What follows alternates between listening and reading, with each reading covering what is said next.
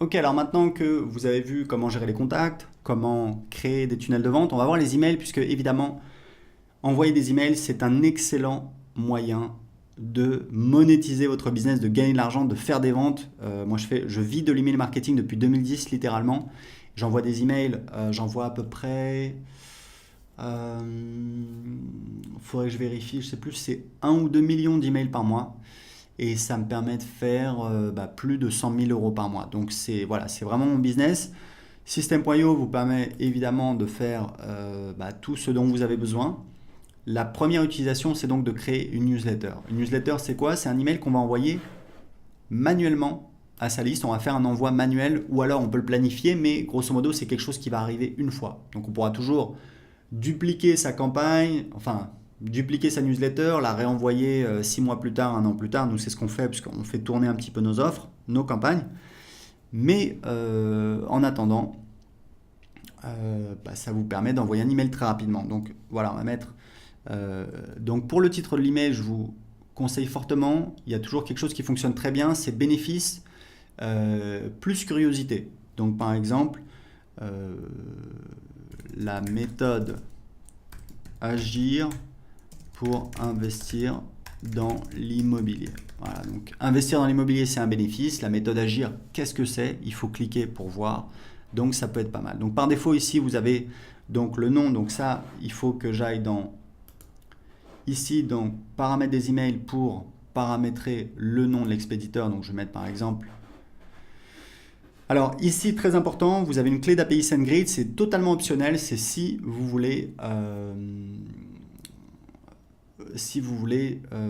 utiliser, donc c'est écrit ici, voilà, vous pouvez voir comment générer une clé d'API SendGrid en cliquant ici. Donc ça, c'est totalement optionnel puisque vous pouvez très bien vous en passer. Donc ici, ça va être l'adresse électronique utilisée par défaut, nom de l'expéditeur des emails, donc moi je vais mettre Aurélien Amaker, le pied de page par défaut, voilà, je vais laisser comme ça. Je vais enregistrer. Voilà. Alors, ici, très important, vous ne pouvez pas utiliser une adresse Gmail car Gmail, en fait, si vous envoyez des emails avec Gmail, très rapidement, vos emails vont tomber dans les spams. Les gens qui sont sur Gmail vont voir un gros avertissement. Pourquoi? Parce que Gmail considère que il ne peut pas vérifier que l'email a bien été envoyé par vous, puisque ça pourrait être un spammer qui utilise votre adresse Gmail pour envoyer des emails. Et comme les emails de votre newsletter ont été envoyés par nos serveurs, et pas par les serveurs de Gmail, donc Gmail ne peut pas s'assurer. Donc on a récemment euh, interdit le fait d'utiliser une adresse Gmail. Donc ce que vous pouvez faire, c'est tout simplement, ce qu'on vous recommande de faire, c'est très simple. Vous allez sur OVH, je vous mettrai le lien. Vous pouvez prendre un nom de domaine et avoir une adresse email. Ça vous coûte quelques euros par an. Je crois que ça commence à 2 euros et ça va jusqu'à 7 ou 8 euros. Donc c'est vraiment rien du tout. Et ça vous permet de professionnaliser votre business, d'être plus crédible en ayant votre propre nom de domaine. Donc je vais retourner dans les newsletters. Donc créer une newsletter. Voilà, donc le titre, etc. Ici, vous mettez le corps de l'email. Ici, vous sélectionnez les contacts à qui vous voulez envoyer cet email. Ici, vous pouvez avoir un filtre, par exemple, si vous avez une séquence automatique que vous envoyez aux nouveaux inscrits et que vous ne voulez pas envoyer aux gens qui sont encore dans cette séquence automatique, vous pouvez filtrer, vous pouvez dire voilà, je vais envoyer uniquement aux gens qui sont inscrits depuis plus de 14 jours, par exemple. Ici, vous pouvez ajouter une pièce jointe. Ici, vous pouvez exclure des tags. Donc, vous voyez, automatiquement, ça va désélectionner ici. Donc ça veut dire que je vais envoyer à tous les tags, à tous les contacts qui ont le tag prospect YouTube, moins les tags qui ont le prospect YouTube et qui ont aussi moins les contacts qui ont le tag prospect YouTube et qui ont aussi le tag contact. Ici, vous pouvez utiliser des variables de substitution. C'est par exemple si vous avez demandé au moment de l'inscription le prénom, le nom de famille, le numéro de téléphone, vous pouvez utiliser ici une variable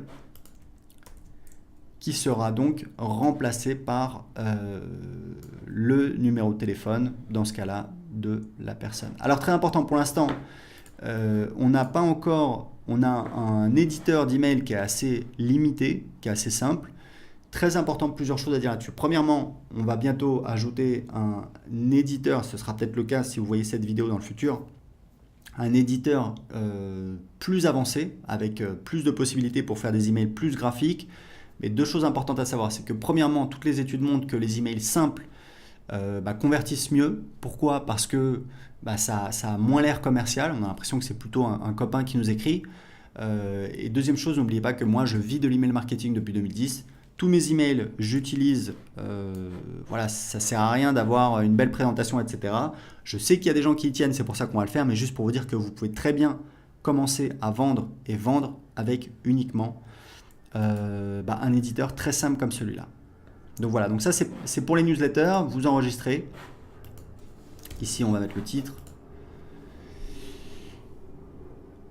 Et ensuite on va pouvoir passer à l'étape suivante et on va pouvoir soit envoyer l'email tout de suite, soit planifier un moment, une heure dans le futur à laquelle on va vouloir faire partir l'email. Typiquement, moi je vous conseille, en tout cas je peux vous dire que ça dépend de votre cible. Si votre cible sont des professionnels, c'est une cible que je connais moins. Ma cible, ce sont pour les 2/3 des particuliers et pour 1/3 des toutes petites entreprises.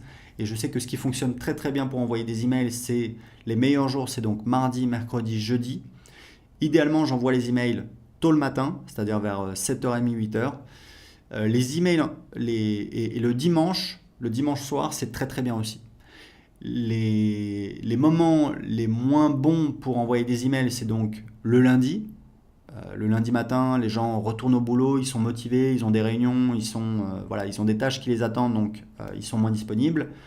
Le samedi, alors le vendredi soir évidemment tout le monde sort. Le samedi, les gens ils font les courses, ils sortent, ils voient des amis, etc. Donc ils sont moins devant leur ordinateur.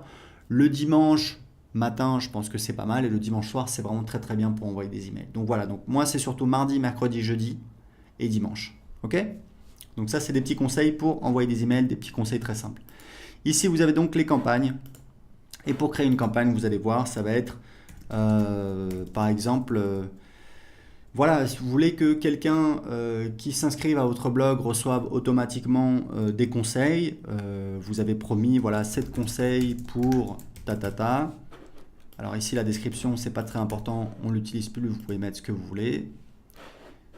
Donc on a la confirmation, la campagne a été créée avec succès, donc on va cliquer sur, donc là on a la campagne, on va cliquer et là on voit les emails de la campagne.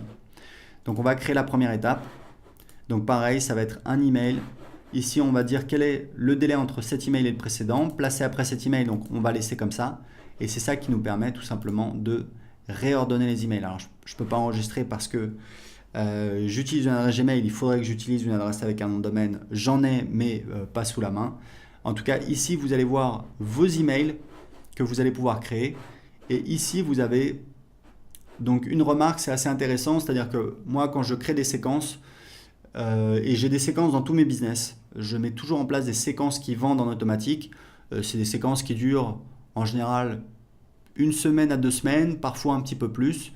Mais en général, voilà, c'est 1 semaine à 2 semaines. Je vais envoyer des emails. Au début, ça va être plutôt des emails assez soft. On va envoyer du contenu, on va répondre à des objections, on va répondre à des questions fréquemment posées, on va envoyer des témoignages, on va peut-être ajouter des bonus.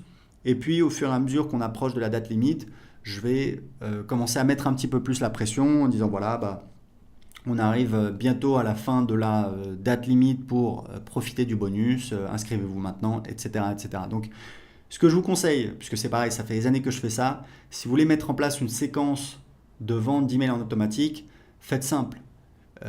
Prenez-vous 2 heures, vous faites 3 emails, hop, vous avez 3 emails qui tournent, plus besoin de vous en préoccuper. Vous pouvez faire 5 emails, 7 emails, 10 emails, c'est pas très important. Ce qui est important, c'est vraiment de ne pas essayer de faire parfait, d'avoir quelque chose qui est présent, d'avoir une petite séquence qui tourne et qui va travailler pour vous, puisque vous allez voir que vous allez voir le nombre de contacts à cette étape, vous allez voir le nombre de contacts qui sont en train d'avancer comme ça. Vous allez voir les statistiques et puis ici, vous avez un champ remarque qui est assez utile où en fait, moi, je note quel est le but de cet email. Donc ça va être témoignage, annonce bonus, répondre aux objections, etc., etc., etc. Donc ici, vous allez ajouter les emails de vos campagnes. Donc vous voyez, c'est très simple. Vous pouvez soit envoyer des newsletters, donc c'est des envois manuels qui sont réalisés une fois, même si vous pouvez ensuite dupliquer vos newsletters pour les renvoyer peut-être 6 mois plus tard. Vous avez également accès à des statistiques détaillées sur quelles sont les personnes qui ont ouvert l'email, quelles sont les personnes qui ont cliqué sur l'email, quelles sont les personnes qui ont cliqué sur spam. C'est très important parce que ces personnes-là, il va falloir, ce que je vous conseille, c'est de supprimer ces personnes-là, parce que c'est des personnes qui apparemment ne veulent pas recevoir vos emails. Et que si vous avez trop de personnes qui cliquent, enfin qui notent votre email comme spam, ça va nuire à votre délivrabilité. Donc c'est très important pour vous de vraiment d'essayer d'éviter ça. Et ici vous avez les campagnes et ici vous avez les statistiques. Donc c'est tout pour les emails avec System.io.